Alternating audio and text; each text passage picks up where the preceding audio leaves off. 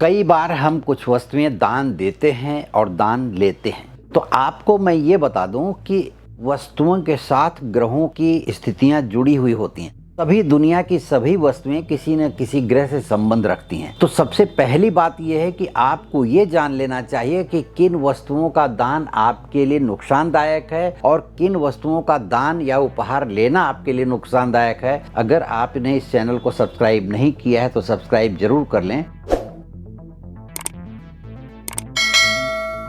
नमस्कार, मैं ज्योतिषी आर्य सोनी पिछले 40 वर्षों से यंत्र मंत्र तंत्र रत्न दान दक्षिणा पूजा पाठ होम हवन जप तप और रुद्राक्ष के द्वारा लोगों की समस्याओं का समाधान करता रहा हूं।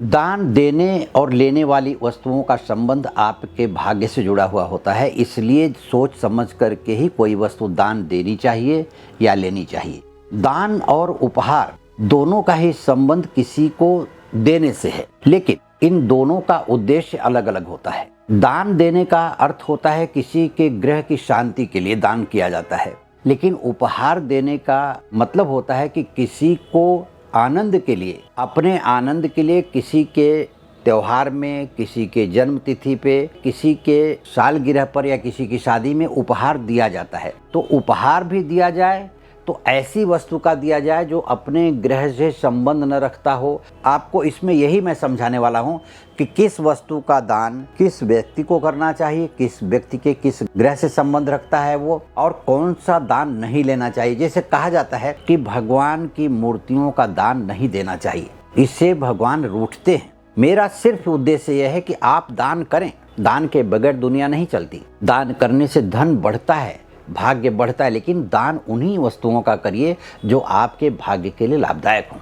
अब मैं आपको दान से संबंधित बातों में पहले सूर्य की वस्तुओं की बात करता हूँ। सूर्य ग्रह जन्म कुंडली में जब उच्च का होता है या सूर्य अच्छा बैठा होता है तो व्यक्ति को सत्ता प्राप्त होती है। वह आईएएस अधिकारी बनता है, आईपीएस अधिकारी बनता है, आईआरएस बनता है। तो कहने का मतलब है कि सत्ता में कहीं भी अगर उच्च पद पर आप आसीन हैं, आपके अंडर में 500, 1000, 2000 आदमी काम कर रहे हैं, आप एक ऐसी जगह पे हैं, आप कहीं डायरेक्टर हैं कंपनी में, कहीं बड़ी पोस्ट पर हैं, तो ऐसी समय में सूर्य की वस्तुओं का दान नहीं देना चाहिए। सूर्य की वस्तुओं का मतलब होता है कि तांबे का दान नहीं करना चाहिए। तांबे से बने हुए किसी बर्तन का, किसी मूर्ति का, किसी भी चीज का दान नहीं करना चाहिए। सूर्य का रत्न होता है माणिक्य, माणिक्य भी दान नहीं करना चाहिए। सत्ता का कारक जो चिन्ह हो देश का, जैसे हमारे देश का चिन्ह है अशोक स्तंभ या झंडा है, ये भी चीजें सत्ता के कारक होती हैं।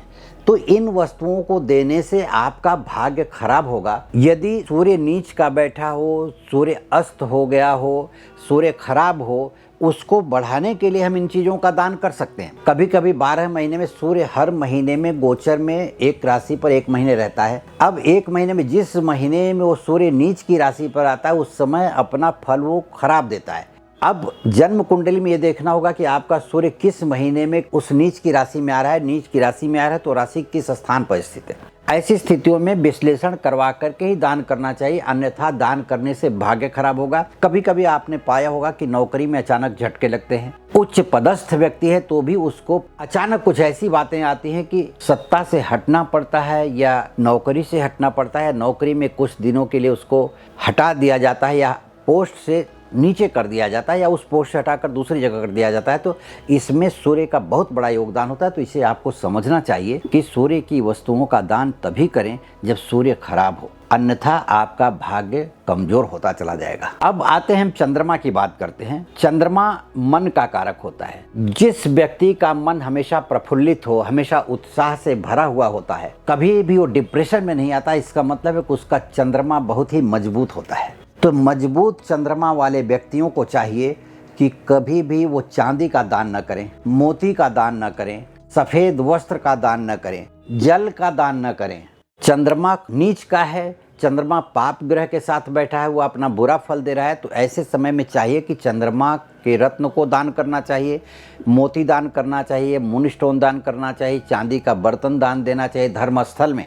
तीसरा ग्रह आता है बुध। बुध की बात करें तो बुध अगर आदमी का बहुत अच्छा है, वाणी बहुत अच्छी है, ज्ञान बहुत अच्छा है, प्रखर विद्वान है, लेखक है, राइटर है, कहीं भी किसी भी जगह बोलने में हिचकता नहीं, उसकी वाणी में बहुत ही ओज है, तेज है और वाणी के आधार पर अपना व्यवसाय अगर चला रहा है, तो ऐसे व्यक्ति को चाहिए कि पुस्तकों का दान न करें, कलम का दान न करें या हरी वस्तुओं का दान न करें। बुध जो है वो छोटी बहन का भी कारक है। अगर दान करते हैं तो आपको तो तकलीफ होगी ही, आपकी छोटी बहन को भी तकलीफ होगी। बुध आदान प्रदान का भी कारक है। तो जो व्यक्ति अपने व्यवसाय में लगातार तरक्की करते जा रहे हैं या उनकी वाणी में बहुत तेज है, तो ऐसे व्यक्ति कभी भी किसी को भी पुस्तकों का दान, कलम का दान, हरे रंग के कपड़े का दान, हरी वस्तुओं का दान नहीं करना चाहिए। अब तीसरे ग्रह की बात करते हैं। मंगल ग्रह अगर उच्च का हो तो व्यक्ति सत्ता में रहता है, सेनापति बनता है, पुलिस में बड़ी पोस्ट पर रहता है या अधिकारी बनता है। लेकिन ऐसे समय में अगर मंगल का दान लेता है व्यक्ति, जैसे मंगल अच्छा हो और किसी का मंगल खराब हो, उसने आपको मिठाई का डिब्बा दान कर दिया, तो आपको तो ये पता है कि आपका मंगल अच्छा है, लेकिन उसको ये पता नहीं कि उसका मंगल खराब है, आपको भी पता नहीं है, और आपने मिठाई का डिब्बा स्वीकार किया और आपने घर रख दिया, तो आपका मंगल खराब हो जाएगा। इस तरह से मंगल अगर अच्छा है आपका, तो मंगल की वस्तुओं का दान नहीं देना चाहिए। भूमि दान न करें, हथियार दान न करें, चाकू है, तलवार है, कुछ भी ये दान नहीं करना चाहिए। मंगल अगर बहुत अच्छा है तो कहीं धर्मस्थल में ईंट नहीं दान करना चाहिए, पत्थर का दान नहीं देना चाहिए। मंगल अच्छा है तो मूंगा रत्न का दान नहीं करना चाहिए, पौड़ा जिसे कहते हैं, इंग्लिश में कोरल कहते हैं। ऐसी स्थितियों में मंगल वालों के लिए लाल कपड़े का भी दान वर्जित है। मंगल भाई का कारक होता है, भाई से भाई का विवाद भी हो सकता है। पांचवा ग्रह गुरु है, बृहस्पति देव हैं, इनका रंग होता है पीला। जिस व्यक्ति का गुरु बलवान होता है वह व्यक्ति आध्यात्मिक गुरु होता है, अध्यात्म के क्षेत्र में बहुत ही उन्नति करता है। तो गुरु बलवान हो और आप तरक्की कर रहे हो तो ऐसे समय में पीला वस्त्र दान नहीं देना चाहिए, स्वर्ण का दान नहीं देना चाहिए, पीले फल का दान नहीं करना चाहिए, पीला अनाज दान नहीं देना चाहिए, पीला बर्तन, पीतल का बर्तन, कांसे का बर्तन दान नहीं करना चाहिए। शुक्र ग्रह को दैत्यों का राजा कहा जाता है, लेकिन शुक्र ग्रह एक ऐसा ग्रह है जो आपको ऐश्वर्य देता है। यदि आप ऐश्वर्यशाली जीवन बिता रहे हैं तो शुक्र की वस्तुओं का दान नहीं देना चाहिए। जैसे होते हैं रेशमी वस्त्र, सुगंधित द्रव्य, हीरा या अनमोल रत्न। स्त्रियों के श्रृंगार में आने वाली सामानें भी शुक्र का कारक होती हैं। जैसे आप प्रसन्न होकर के किसी स्त्री को उसके श्रृंगार के सामान दिलवा देते हैं और आप ऐश्वर्यशाली जीवन जी रहे हैं, तो उसमें आपको कमी आएगी। आपकी पराकाष्ठा जो है, एक जो जीने का तौर तरीका है, आप जैसे जीते हैं, एक लेविश लाइफ जी रहे हैं, तो उसमें कमी आएगी, कहीं न कहीं से आपको तकलीफ महसूस होगी शुक्र के द्रव्यों का दान करने से। तो बलवान शुक्र करने के लिए शुक्र की वस्तुओं को ग्रहण करना चाहिए, धारण करना चाहिए। जैसे हीरा धारण करें, ओपल धारण करें, जिरकॉन धारण करें, मोजोनाइट रत्न आता है धारण करें, या ग्रीन तुरमली धारण करें। ऐसे कुछ रत्न हैं, या सफ़ेद वस्त्र पहने, चंदन का तिलक लगाएं, चंदन का इत्र होता है। ये सब चीज़ों को लगाने से आपके शुक्र में वृद्धि होती है, शुक्र ग्रह बलवान होता है और आपके ऊपर भगवान शुक्र की कृपा होती है और आपकी ज़िंदगी बहुत ही अच्छी चलने लगती है। अब मैं बात करता हूँ शनि ग्रह के बारे में। शनि भगवान का नाम आते ही लोगों को डर लगने लगता है। कहते हैं कि शनि की 7.5 हो, शनि की ढैया हो, पनौती हो, या शनि की महादशा हो, शनि की अंतरदशा हो, व्यक्तियों को तोड़ करके रख देती है। शनि की वस्तुओं का दान में आता है कोई भी वाहन, लोहा, तेल, शराब। आपने देखा होगा कि इलेक्शन के दौरान जो उम्मीदवार होते हैं, प्रत्याशी होते हैं, पानी की तरह शराब बहाते हैं। तो किसी का शनि बहुत स्ट्रांग रहा हो, राहु बहुत स्ट्रांग रहा हो, सच्चा रहा हो, और शराब को पानी की तरह उन्होंने बहाया है, तो हारना तो निश्चित है। इसलिए जन्म कुंडली का विश्लेषण करवा करके आप देखें कि शनि हमारा जन्म कुंडली में कहाँ बैठा हुआ है और वह क्यों काम नहीं कर रहा है, क्योंकि शनि किसी की भी जिंदगी में कभी भी सहयोग कर सकता है। तैयारी करनी चाहिए आपको उनसे सहयोग लेने की। अब मैं बात कर रहा हूँ राहु ग्रह की। हालांकि राहु किसी भी प्रकार का नशा करवाता है। राहु जेल खाना, पागल खाना, दवा खाना, शराब खाना, जुआ खाना सब दिखाता है, लेकिन राहु आदमी को पल भर में अमीर भी बनाता है। राहु की वस्तुओं के दान में आता है, शराब भी आता है राहु की वस्तुओं के दान में, काली उड़द आती है, शीशा धातु आती है, कोई भी गोलाकार वस्तु राहु का प्रतीक होता है। इलेक्ट्रॉनिक से संबंधित वस्तुएं राहु का प्रतीक हैं। जैसे पान ही खिला रहे हैं तो पान तो शुक्र से रिलेशन करता है, लेकिन उसमें जो तंबाकू पड़ा हुआ है, जर्दा पड़ा हुआ है नशे का, वह राहु से संबंध रखता है। राहु का बलवान व्यक्ति जज बनता है, वकील बनता है, शेयर मार्केट में अच्छा पैसा कमाता है। ऐसे लोगों को चाहिए कि राहु का दान न करें। अब मैं बात कर रहा हूँ केतु ग्रह की। जिंदगी में जब केतु की महादशा चलती है और किसी ग्रह के अंदर केतु की अंतर्दशा चलती है तो एक अलग परिवर्तन जिंदगी में नजर आता है। केतु खराब है तो खराब परिवर्तन नजर आएगा, अच्छा है तो अच्छा परिवर्तन नजर आएगा। केतु ग्रह एक ऐसा ग्रह है जिसके लिए कुत्ते की भी सेवा करनी पड़ती है। कुत्ता जो होता है, डॉग जो पालते हैं, उसमें आप ये ध्यान दीजिए कि कभी कभी आपने कुत्ता पाला है और उसके बाद से आपकी तरक्की में गिरावट आई है। कभी कभी कुत्ता पालने पर तरक्की में बढ़ोतरी मालूम पड़ती है। तो कुत्ते की सेवा करनी चाहिए। और अगर कुत्ता दान करते हैं किसी को खरीद करके आप, तो केतु कमज़ोर होता है। मछली के बने हुए व्यंजन दान करते हैं तो केतु कमज़ोर होता है। प्रिंटेड कपड़े दान करते हैं तो केतु कमज़ोर होता है। खोए की मिठाई दान करते हैं तो केतु कमज़ोर होता है। कपूर दान करते हैं तो केतु कमज़ोर होता है। कांसे की थाली दान करते हैं तो केतु से संबंध रखता है। यह जो मैंने सभी ग्रहों के दान की बात आपसे की है, तो मैं इतना जरूर कह सकता हूँ आपको कि कभी भी किसी भी प्रकार का दान करने से पहले 10 बार अवश्य सोचें कि जो आप दान कर रहे हैं उसका प्रभाव हमारी ज़िंदगी पर क्या पड़ेगा।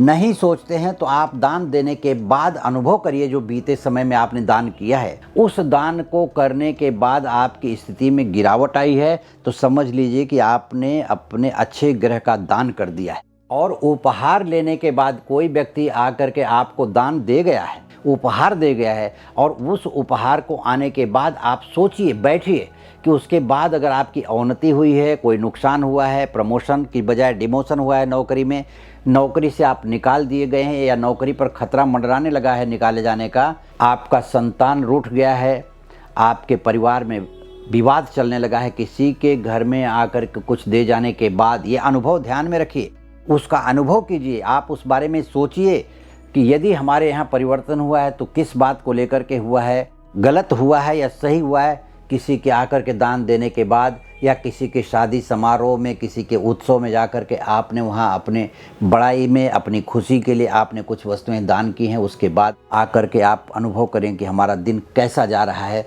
इससे आपको पता चल सकता है। तो मेरा ये सब कहने का मतलब यही है कि जब आप किसी वस्तु का दान दे रहे हों तो आप उसके बारे में सोच समझ कर दें कि आप किस ग्रह का वस्तु दे रहे हैं या किस ग्रह के वस्तु का दान ले रहे हैं, तो वह आपकी ज़िंदगी में उसी प्रकार का फल देगा जो जन्म कुंडली में जिस प्रकार की स्थिति उसकी हो।